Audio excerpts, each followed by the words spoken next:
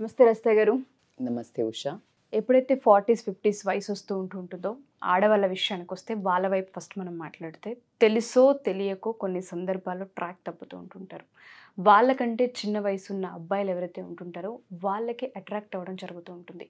అది అటు సైడ్ నుంచి కనెక్షన్ వచ్చిందా లేదా వీళ్ళంతటా వీళ్ళే ఇంట్రెస్ట్ చూపించారనే విషయాలు పక్కన పెడితే తెలియకుండానే ఒక రిలేషన్ అనేది ఏర్పడుతూ ఉంటుంది. దానివల్ల సమాజంలో కావచ్చు, హస్బెండ్ దగ్గర కావచ్చు, పిల్లల దగ్గర కావచ్చు, భరించలేనంత ఇంపాక్ట్ని చూసి చాలామంది ఆడవాళ్ళు సూసైడ్స్కి వెళ్ళిన సందర్భాలు ఉన్నాయి, రిగ్రెట్ ఫీల్ అయిన సందర్భాలు ఉన్నాయి, కొంతమంది డిప్రెషన్లో ఉన్న సందర్భాలు ఉన్నాయి. అసలు అలా వెళ్ళడానికి గల కారణాలు ఏంటి, వెళ్ళినప్పుడు వచ్చే కాన్సిక్వెన్సెస్ ఏంటి, అందులో ఉన్న వాళ్ళ పరిస్థితి అసలు ఏ విధంగా ఉంటుంది, దీని గురించి మనం ఏం మాట్లాడచ్చు? బేసికల్గా ఇది నాకు తెలిసి మనం చాలా వీడియోస్ చేస్తూ ఉంటాం, ఎందుకు ఈ మధ్య ఇలాగా ఎఫ్ఐఆర్స్ అవుతున్నాయనో లేకపోతే రకరకాలుగా. బట్ మీరు అన్నట్టు ఇది సమాజంలో నాకు తెలిసి కొంచెం పెద్ద సమస్య కావచ్చు. ఎందుకంటే నాకు రీసెంట్గా ఒక కేసు రావడం జరిగింది. ఒక అమ్మాయి మెసేజ్ పెట్టింది, పెట్టి ఇన్స్టాలో అండ్ అప్రోచ్ అయ్యారు. ఏమనంటే తన వయసు 40+. నాకు మా కాలనీలో ఉన్న అబ్బాయితో ఎవరైతే యంగర్ దాన్ మీ నాకు ఇలా చూస్తూ ఉండేవాళ్ళం, కనిపిస్తూ ఉండేవాడు. రాను రాను నాకు నా నెంబర్ ఎలాగో సంపాదించేసి మెసేజ్ పెట్టడం స్టార్ట్ చేశాడు. మెసేజ్ పెడితే నేను చాలా రోజులు ఇగ్నోర్ చేశాను. ఇక ఆ మెసేజెస్ కొన్ని ఎలా పెడతారు పిల్లల ఇప్పుడు జనరేషన్, అట్లా పెట్టేవారికి కొంచెం నాకు తెలుసు నేను అట్రాక్ట్ కావద్దు అని సెల్ఫ్ కంట్రోల్ చేస్తూ కూడా నాకు తెలియకుండా నేను ఒకరోజు రెస్పాండ్ చేయటం జరిగింది. ఆ చేసిన తర్వాత నేను దాంట్లో నుంచి బయటికి రాలేకపోతున్నాను. నాకు అనిపిస్తోంది అది చెడ్డది అని, నాకు చెడు అని అనేది తెలుస్తుంది, నాకు భయం వేస్తోంది, నాకు ఎన్నో జరుగుతున్నాయి, కానీ నాకు మంచిగా కూడా అనిపిస్తోంది, ఐమ్ ఫీలింగ్ గుడ్. సో దీన్ని నేను ఎలా అన్నట్టు అది ప్రాబ్లం అన్నట్టు. సో సింపుల్ అండి. అసలు మీరు సింపుల్ అని నేను అన్న వర్డ్ ఇంత సింపుల్గా అయిపోద్ది అని కూడా చెప్పలేను. దిస్ ఈజ్ అనుకుంటే సింపులే. ఏదైనా ప్రపంచంలో నథింగ్ ఈజ్ ఇంపాసిబుల్ అనే వర్డ్ ఉత్తగా రాలే. అది ఇంత సింపుల్గా అనేస్తాం, నథింగ్ ఈజ్ ఇంపాసిబుల్. చెయ్యడానికి అంత కష్టం, చేస్తే అంత బాగుంటుంది. సో ఇలా రిజల్ట్ ఓరియంటెడ్ అన్నప్పుడు ఎప్పుడు కానీ చాలా క్లిష్టమైనవి ఉంటాయి. సో మన బాడీకి మన మనస్సుకు చూడ్డానికి చాలా అందంగా ఉన్న ఫుడ్, అంటే చాలా స్మెల్ వచ్చే ఫుడ్, చూడ్డానికి బాగున్న ఫుడ్ తింటే మంచిదా? డ్యామేజ్ కదా, హెల్త్ డ్యామేజ్, అవునా? అలాగే ఇలా మనకు మనస్సుకు మంచిగా అనిపిస్తాయి, మానవ సహజానికి పెద్ద నువ్వేంటో నేను ఏంటి చెయ్యరా అని ఘోరం చేసేసానా, నేను ఉరేసుకోవాలా, నేను చచ్చిపోవాలి, నాకు ఈ ఆలోచన వచ్చింది, నేను మంచిదాన్ని కాదు, అంత రియాక్ట్ అవ్వాల్సింది కూడా లేదు. ఎందుకంటే మానవ సహజం. ఎందుకు అంటే ఆ ఫస్ట్ అసలు అట్రాక్ట్ అవ్వడానికి అట్నుంచి మనము ఆ మాత్రం రెస్పాన్స్ కనడానికి మళ్ళీ అగైన్ కమింగ్ టు ద ప్రకృతికి ఏంటిదంటే ఆడవాళ్ళు మగవాళ్ళకు ఆకర్షితులు అవ్వడం, మగవాళ్ళు ఆడవాళ్ళకు ఆకర్షితులు అవ్వడం అనేది ఇట్స్ ఎ ఫినామినా కంపల్సరీ. అయితే మంచి చెడు లేకుండా, వావి వరుస లేకుండా, ఏజ్ లేకుండా ఇదే అవ్వడము ఖచ్చితంగా తప్పు. అయితే పెళ్లి కాని వాళ్ళు, ఏజ్ తక్కువ ఉన్న వాళ్ళతోటి ఎఫ్ఐఆర్ పెట్టుకొని వాళ్ళు పెళ్లిళ్ళు చేసుకోవటం అది అసలు డిఫరెంట్ స్టోరీ. మనం దాని గురించి ఈరోజు మాట్లాడము. ఎందుకంటే దానికి కొన్ని ఎగ్జాంపుల్స్ చెప్తారు మన వాళ్ళు. ఏజ్ అయితే ఏంటి, రాముడు సీత చేసుకోలేదా, ఇలా కొన్ని సెలబ్రిటీస్ కూడా చేసుకోలేదా అంటున్నారు కాబట్టి మనం దాన్ని టచ్ చేయట్లేదు. Coming to the point, when you are already in a relationship, married relationship ఉన్నారు, ఆవిడ చెప్పిన ఆవిడకి 3 పిల్లలు కూడా ఉన్నారు, అమ్మాయిలు.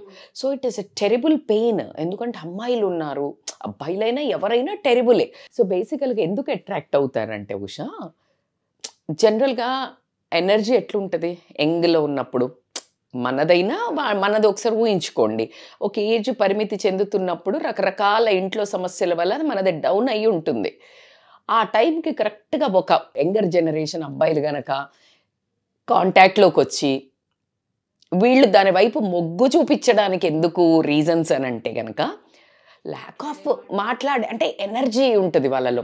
అంటే వాళ్ళు చూడ్డానికి ఎట్లా హ్యాండ్స్ అంటే లైక్ నాట్ అందం, ఫిట్నెస్ కానివ్వండి, లేకపోతే వాళ్ళు చూడ్డానికి యాక్టివ్గా హైపర్గా ఉండడం కానివ్వండి. ఆబ్వియస్లీ కొంచెం ఏజ్ దాటుతూ ఉంటే లుక్లో గ్లో, మనది కూడా పోయింది.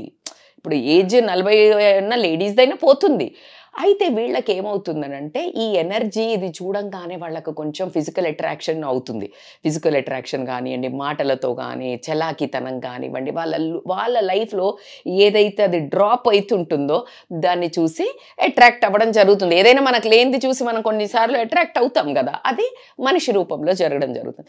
అట్లాగే ఏమవుతుందనంటే న్యూ ప్రాస్పెక్టివ్ ఉంటుంది. అబ్బాయిల వే ఆఫ్ అప్రోచ్ ఎట్లా ఉంటుంది, ఇప్పుడు హస్బెండ్ ఏమంటాడు మామూలుగా ఏ రావే అంటాడు, కాసేపు కూర్చుంటాడు, మాట్లాడితే లేకపోతే అదే ఆ అబ్బాయి ఇప్పుడు యంగ్ అబ్బాయిలు అనుకో, వాళ్ళు ఆల్వేస్ వాళ్ళకున్న న్యూ టెక్నిక్స్ తోటి కానీ న్యూ పర్స్పెక్టివ్స్ తోటి కానీ వీళ్ళకి మెసేజ్ పెట్టడం కానీ వీళ్ళని పొగట్టం కానీ, అంటే ద వే వీళ్ళు పొగిడినప్పుడు వీళ్ళ ఈగో అనేది సాటిస్ఫై అవ్వడం జరుగుతుంది. ఇక్కడ ఏమవుతుంది, అది వీళ్ళు పెళ్ళైన కొత్తలో వీళ్ళకి కూడా అది చిన్న చవి చూస్తారు. సరే కొంతమందికి నెల రోజులు ఉంటుంది, కొంతమందికి పెళ్ళికి ముందు ప్రీ మ్యారేజ్ ఉంటుంది, లవ్లో ఉన్న వాళ్ళకు ఉంటుంది, పోస్ట్ మ్యారేజ్ టకాను కొంతమందికి డ్రాప్ అవుతుంది, కొన్ని రోజులు 1-2 years అట్లాగే పొగుడుతుంటారు హస్బెండ్స్.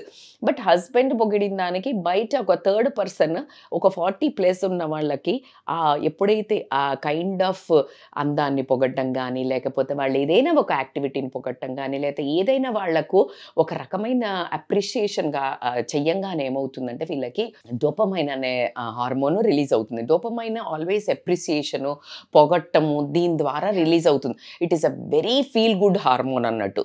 సో ఆ ఫీల్ గుడ్ హార్మోన్ అన్నప్పుడు ఇంకొకటి ఏమనిపిస్తుంది, నేను అంటే లైక్ ఇంత యంగ్ అబ్బాయి కూడా నచ్చానా అనగానే వీళ్ళ ego, self esteem, confidence levels too much Boost అవ్వడం జరుగుతుంది. ఆ తర్వాత దాన్ని కంట్రోల్ చేసుకునే ఆ పరిణితి కూడా కొన్నిసార్లు చేజాటటం, ఎట్లాగా డ్రగ్, ఇట్స్ ఆల్ ఆర్ ఏదైనా ఇప్పుడు కొన్ని మంచిది అనేవి కూడా ఎక్కువ తీసుకుంటే అది కూడా చెడువా కాదా? ఎగ్జాక్ట్లీ. సో సమ్ టైమ్స్ మనం చెప్తాం కాఫీ కూడా మంచిది, యాంటీ ఆక్సిడెంట్స్ ఉంటే బ్లాక్ కాఫీ తాగండి అని చెప్తుంటాం. But beyond 4-5 cups it is also dangerous, anything. So ఇప్పుడు ఈ డోపమైన్ మనకు మంచిదని చెప్పాము, కానీ ఎవరి వల్ల వస్తోంది, ఎంత అడిక్ట్ అయ్యావో అది నిన్ను ఎక్కడ దాకా తీసుకెళ్తుంది అనేది కూడా చాలా ఇంపార్టెంట్. ఈ ప్రాస్పెక్టివ్లో సెక్షువల్ కెమిస్ట్రీ ఒకటి బాగా ఎక్కువగా డిఫరెన్స్ ఉంటుంది. ఎట్లాగుంటుంది అని అంటే, ఇప్పుడు లేడీ అనుకోండి, వాళ్ళదేమో అసలు అబ్బాయిలు మనకి ఒక చిన్న లైట్ త్రో చేస్తే యంగర్ అబ్బాయిలకి మనకి ఎన్ని సినిమాల్లో చూస్తే ఆంటీ ఆంటీ అని ఒక సాంగే ఉంది. ఆంటీలు అంటే ఎందుకు ఇష్టపడతారు అబ్బాయిలు? ఆ పదం అంటే అసలు ఆంటీ అని పిలిస్తే పెద్దోళ్ళకి ఎందుకు కోపం వస్తుంది అనే దానికి కూడా ఒక క్లారిఫికేషన్ ఇవ్వచ్చు మనం. ఎందుకంటే ఆంటీ అనే పదాన్ని ఒక రకంగా చిత్రీకరించి బ్యాడ్ చేశారు. ఇప్పుడు ఏంటి, ఒక చిన్నమ్మ, ఒక పెద్దమ్మ, ఒక అత్త, ఒక వీళ్ళందరినీ కలిపితేనే ఆంటీ అనేవాళ్ళు, అంటే పెద్దగా. కానీ ఇప్పుడు ఎందుకు మాట వరుసకి చెప్పంటే, ఇప్పుడు మా అమ్మలైనా ఎప్పుడైనా పెద్దమ్మ పెద్దన్నను అమ్మమ్మ పిలిచినా సరిగా ఆంటీ పిలిస్తే ఎలర్జీ వస్తుంది అనే రేంజ్కి అయితే ఆ పదాన్ని అయితే తీసుకొచ్చారు ఉషా. నేనైతే ఒప్పుకుంటాను, అంటే నా పర్స్పెక్టివ్ కూడా చెప్తున్నాను. అంటే ఆంటీ అని పిలిస్తే నేను పెద్దగా అయ్యానా అని ఇష్టం లేకపోవటం కాదు, that kind of a word is a so allergic word. నువ్వు అమ్మమ్మ అని పిలువు, పెద్దమ్మ అని పిలువు, పిన్ని అని అలా చెప్తూ ఉంటాము. సో దానికి ఒక బ్యాడ్ ఇమేజ్ ఇవ్వడం ఎందుకంటే ఇలా అప్రోచ్ అవ్వచ్చు, ఈ బ్యాడ్గా సెక్షువల్గా అప్రోచ్ అవ్వచ్చు అనే ఒక రాంగ్ ఐతో చూస్తున్నారు అనే ఉద్దేశంతో, అందుకే ఇంటి పక్కన మన ఇంట్లో భర్తల వాళ్ళకు కూడా అబ్బాయిలు ఎవరైనా చుట్టుపక్కల నుండి వాడు ఎంత చిన్నోడు కదండి మాట్లాడుతున్నా అంటే కూడా వీళ్ళకు ఒక రకమైన స్ట్రెస్, అనుమానము. యంగర్ అంటే చాలా చిన్న పిల్లలతో, చిన్నోళ్లతో మాట్లాడినా నమ్మలేని పరిస్థితికి సమాజం రావటం జరిగింది, మనం ఒప్పుకోకపోయినా. సో దీంట్లో ఏంటి అని అంటే సెక్సువల్ కెమిస్ట్రీ ఇట్లా వీళ్ళదేమో వాళ్ళు ఎందుకు అప్రోచ్ అవుతారంటే యంగర్ జనరేషను లెస్ బ్యాగేజ్. అంటే లెస్ బ్యాగేజ్ అంటే ఏమవుతుందంటే ఉషా, వీళ్ళకి అమ్మాయిలతో అనుకో వాళ్ళ ట్యాంట్రమ్స్ భరించాలి, అవునా, వాళ్ళ ట్యాంట్రమ్స్ భరించాలి, వాళ్ళకి ఎక్స్పీరియన్స్ ఉండదు, వాళ్ళతో కొన్ని టాక్సిక్ రిలేషన్స్ ఫేస్ చేసి ఉంటారు. వీళ్ళతో అనుకో సింపుల్ ఏంటి, వీళ్ళకి భయం ఉంటుంది, సో వీడిని స్ట్రెస్ పెట్టరు, బ్లాక్మెయిల్ స్ట్రెస్ ఉండదు. At the same time experience ఉంటుంది. వీళ్ళ దగ్గర వీళ్ళేం కోరుకుంటారు అంటే ఎంతూజియాజం ఉంటుంది, ఎనర్జీ ఉంటుంది.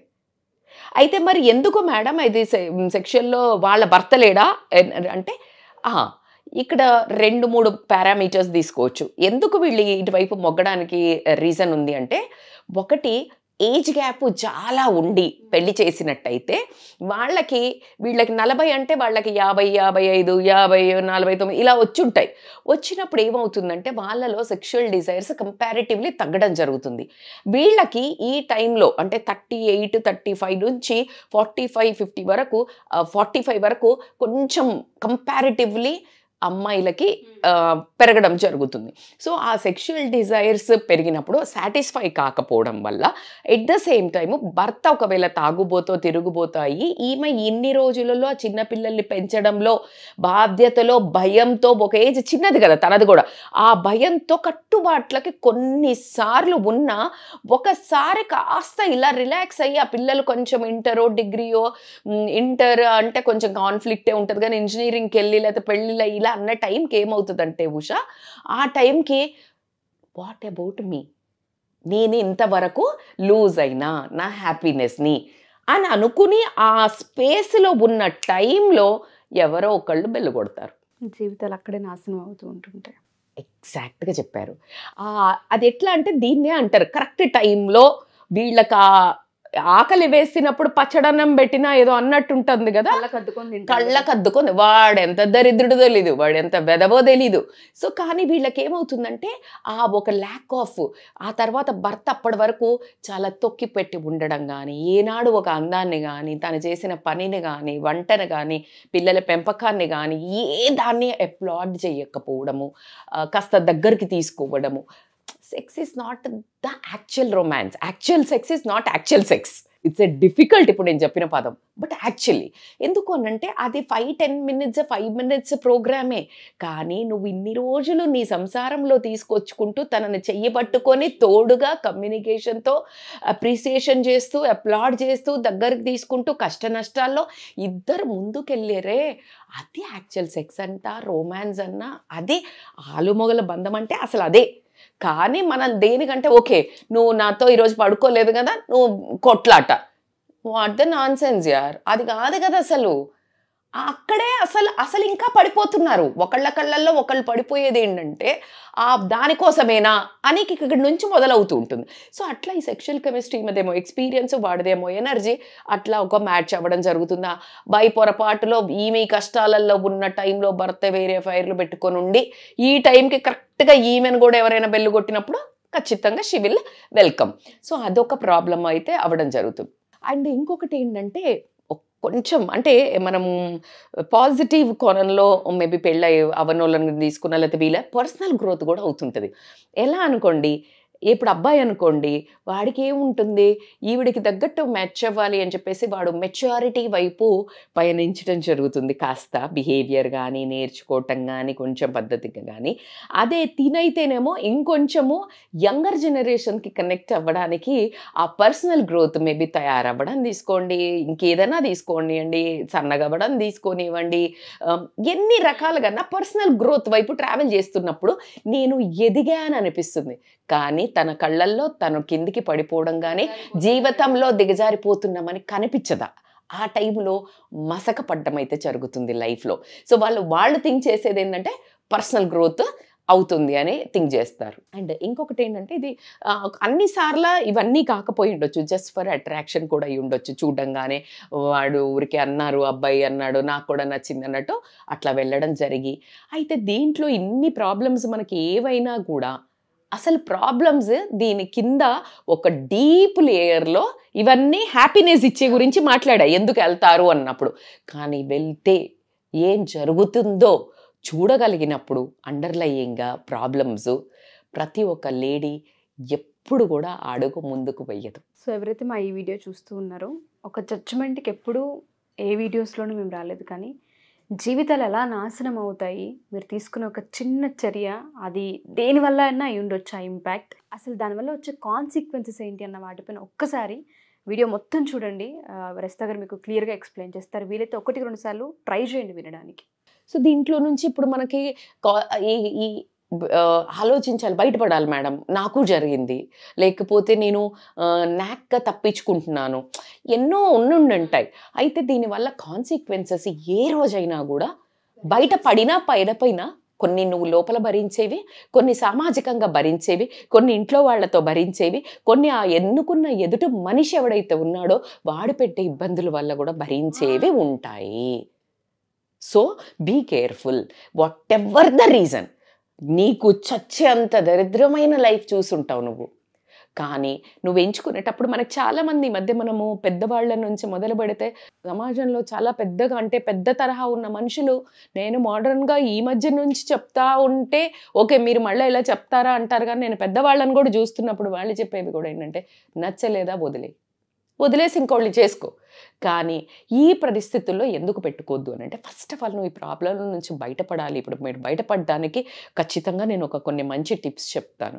దాంట్లో ఏంటంటే ఫస్ట్ సెల్ఫ్ రిఫ్లెక్షన్ చేసుకోండి. సెల్ఫ్ రిఫ్లెక్షన్ అంటే అసలు నేను ఫిజికల్ అట్రాక్షన్కి గురవి వెళ్తున్నానా, ఎమోషనల్ ల్యాక్ ఆఫ్ ప్రాబ్లం వల్ల వెళ్తున్నానా, నాకు ఏ సపోర్ట్ ఇస్తున్నారు వాళ్ళు అనేది, అది లవ్వా లేకపోతే అట్రాక్షనా అనేది. లవ్ అయితే ఉండదు, ఈ ఏజ్ వచ్చాక లవ్ ఏముంటుంది, కానీ సో అది ఎప్పుడైతే నీకు రీజన్ తెలిసిందో అనుకో ఉషా, ప్రాబ్లమ్ని ఈజీగా సాల్వ్ చేసుకోగలుగుతాం. ఈ రెండిట్లల్లో నువ్వేంటి అనేది చేసుకోండి. ఆ తర్వాత ఏంటి అని అంటే ఎప్పుడైతే నీకు సెల్ఫ్ రిఫ్లెక్షన్ అయిందో దాని తర్వాత నీకు ఖచ్చితంగా ఒక ఆలోచన వస్తుంది, అంటే నేను చేసేది కరెక్టా కాదా, ఏ బౌండరీస్ సెట్ చేసుకోవాలి. అయితే బౌండరీస్ ఎట్లా అంటే ఈ ఫీలింగ్స్ ఏదైతే యంగర్ జనరేషన్కి ఎవరైతే యంగ్గా ఉన్న అబ్బాయిలో లేకపోతే యంగ్గా ఉన్న వాళ్లకు అట్రాక్ట్ అవ్వడం జరుగుతుందో, జెంట్స్ని కూడా తీసుకోండి అబ్బా. నేను ఇక్కడ ఎందుకు అంటే that problems లైజ్ with every one. కొంతమంది పిల్లల ఏజ్ ఉన్న అమ్మాయిలతో కూడా రొమాన్స్ చేస్తుంటారు అబ్బాయిలు. దానికి కొంచెం మన సమాజంలో దీన్ని చూసినంత వికృతంగా చూడరు, అదేంటో మరి తెలియదు. కానీ సో ఏ సిచ్యుయేషన్లో నీ మనసు అదుపు తప్పుతుంది, నీ పని అంటే చర్య నువ్వు యాక్ట్ ఏ సిచ్యుయేషన్లో ఎక్కువ బయటకేస్తున్నావు. లెట్ అస్ ఎస్యూమ్ నువ్వు ఒక్కదాని ఉన్నప్పుడు అలాంటి ఆలోచనలు వస్తున్నాయా, నువ్వు ఎవరైతే యంగర్ జనరేషన్ ఉన్నప్పుడు ఆలోచనలు వస్తున్నాయా, వాళ్ళు ఉన్నప్పుడు వస్తున్నాయా, లేదు నువ్వు ఒంటరిగా ఉన్నప్పుడే వస్తున్నాయా, 2 డిఫరెంట్ పారామీటర్స్. సో అట్లా కానీ నువ్వు ఎప్పుడైతే సెట్ అప్పుడు తెలిసింది నీకు ఇలా వస్తుంది, లేదు నేను ఒక మొబైల్లో అలాంటి మూవీస్ చూసినప్పుడు వస్తుంది, లేదు కొంత సెలబ్రిటీస్ ఇలా చేశారు వాళ్ళది తలుచుకున్నప్పుడు వాళ్ళు చేశారు కదా తప్పేంటి అని వస్తుంది. సో ఇలాంటివి ఉన్నప్పుడు నువ్వు యూ ట్రై టు బౌండరీ ఆ సిచ్యుయేషన్లోకి వెళ్ళకుండా, ఆ పర్సన్లోకి వెళ్ళకుండా, ఆ పర్సన్ ఎవరైతే ఆ పర్సన్ని చూస్తూ వస్తుంది లేకపోతే, సో అవాయిడ్ చేయటం బెటర్. సో బౌండరీస్ గీసుకోండి. సో ఈ బౌండరీస్ గీసుకొని మరి కూర్చుంటే కుదరదు కదా, దానికోసం నువ్వు you need to be busy. ఎప్పుడు కానీ ఏ దాంట్లో అయినా నువ్వు విపరీతం మీద బిజీ అయ్యి ఇటువైపు వెళ్లకుండా ఉండే అటువంటి వాటిలో వెళ్ళాలి. మరి అవేంటి మేడం అని అంటే నువ్వు ఇలాంటి ఇప్పుడు టీవీలో ఇలాంటి మళ్ళీ వైల్డ్వి హాట్స్టార్లో నెట్ఫ్లిక్స్లో ఇలాంటివి చూసావంటే అవి ఇంకా వికృతంగా చూపించి మనల్ని శబాష్ మేరా బచ్చా ముందుకెళ్ళు అని చూపించేవే ఉన్నాయి 90%. సో కాబట్టి నేనైతే దానికంటే అందులో అయినా టెడెక్స్ టాక్స్ లేదు ఏదైనా, నేనైతే స్పిరిచువల్గా చెప్తాను, the best healer is a spiritual మా. అంటే మొత్తం సన్యాసం వేసుకోమని చెప్పడం లేదు, బట్ కొంచెం ఆ పూజ చేసే విధానాన్ని మార్చటం, కొంచెం అవి చదవటం, స్పిరిచువల్ థింగ్స్ చదవటము, లేదు అని అంటారా ఆర్ఫనేజెస్కి వెళ్ళేసి పని చేయటం. ఎందుకంటే ఆర్ఫనేజెస్కి వెళ్ళినప్పుడు నీకు ఒక సెరటోనిన్ అనే ఒక హార్మోన్ రిలీజ్ అవుతుంది, అది కూడా feel good hormone. When you do that kind of things ఇట్లాంటి ఎక్స్ట్రీమ్ తప్పుల వైపు వెళ్ళే ఆస్కారము చాలా తక్కువ ఉంటుంది. సో స్పిరిచువల్ తీసుకోండి, మీరు సేవ తీసుకొనివ్వండి. ద బెస్ట్ అంటే exercise. Oh my God, exercises helps in like dopamine secrete అవుతుంది. These are a neurotransmitter hormones రా తల్లి. సో ఇలా కనుక మీరు బిజీ అవ్వటం, అందులో కొంచెం భాగంగా మీ హస్బెండ్తో కనుక మీకు అసలు అంత ప్రాబ్లం లేకుండా ఉండి అతనికి తెలియక గనక మీతో ఇష్యూస్ వచ్చి ఉండి మీరు ఊరికనే ఇట్లా అయితే గనక తనతో కూర్చుని ఆ ఫిజికల్గా ఏదైతే తనకి లోపం ఉండిందో అంటే సెక్షువల్గా వాళ్ళిద్దరికి మిస్ అయిందో ఎక్స్ప్లెయిన్ చేసుకొని, నీకు ఎక్స్ప్లెయిన్ చేయడం చేత కాకపోతే కౌన్సిలర్ల దగ్గరికి తీసుకొని వచ్చి సీక్ సపోర్ట్ చేస్తా, నువ్వు ఫ్యామిలీతోటో ఫ్రెండ్స్తోటో ఆ రెండు కొంచెం డేంజర్ అనే చెప్తాను ఇలాంటి విషయాల్లో డిస్కస్ చేయటము. సో కౌన్సిలర్స్ దగ్గరికి వచ్చేసి ఆ నుంచి బయటపడటం అనేది చాలా ఇంపార్టెంట్. అట్లా కాకుండా ఏంటంటే నువ్వు ఐడెంటిఫై చెయ్యాలి ఏది బెటర్, అంటే కామన్ ఇంట్రెస్ట్ ఏంటి, నీకు మీ హస్బెండ్కి ఏం ఇంట్రెస్ట్ ఉంది, అలాంటివి కలిసి కనుక మీరు చేసుకున్నట్టయితే ఏదైతే ఆ సెక్షువల్గా లోపం ఏదైతే ఉందో అది కూడా కనిపించదు. బికాజ్ ఇక్కడ కూడా మీకు హార్మోన్స్ రిలీజ్ అవుతాయి. సో కాబట్టి అదొకటి. అట్లా కాకుండా mindfulness practice is very important. Meditation helps a lot. ఎందుకు హెల్ప్ చేస్తుంది? Self introspective. మెడిటేషన్లో వి ఆల్వేస్ సేడ్ బయట జరిగేది చూడకు, లోపల జరిగేది చూడు అని అంటాం. చాలా వరకు తప్పులు, వందల మంది టాప్ ప్రియారిటీలో ఉన్న స్పిరిచువల్ లీడర్స్ని తీసుకొనివ్వండి, సక్సెస్ఫుల్ పర్సన్ ఒకటే చెప్తారు, conscious living, conscious, live in the present, conscious ఇట్లా అంటుంటారు. ఎందుకు అంటే ఎప్పుడైతే ఇలా అంటామో మనము అలర్ట్ అయిపోతాం. అలర్ట్ అయ్యి అరే ఇది ఈయనా వద్దా అడుగు అనేది ఆలోచించడం జరుగుతుంది. కాబట్టి అది ఎప్పుడు వస్తుందంటే deep meditation practice over the time of period చేస్తున్నప్పుడు ఖచ్చితంగా రావడం జరుగుతుంది. సో దాంట్లో ఇంకొకటి ఏంటంటే మీ డిజైర్స్, అంటే నేను ఏ డిజైర్ వల్ల నువ్వు అటు అట్రాక్ట్ అవుతున్నావు, నువ్వు నీకు ఫిజికల్ లోపం వలన, లేకపోతే ఇంకా అందంగా తయారయ్యి చూపిస్తే కూడా నీ హస్బెండ్ పొగడడం లేదు, నువ్వు బాగా అందంగా పర్సనాలిటీ ఫిగర్ ఉంటుంది but is unable to really attract you. So ఇలాంటివి నీ డిజైర్స్ ఏదైతే ఉన్నాయో అది నీ పార్ట్నర్ తోటి కూర్చొని అవే వాటిని ఇంకే రకంగానైనా, let us assume you participate in some other beauty contest, అక్కడ నీకు అప్లాడ్ దొరుకుతుంది.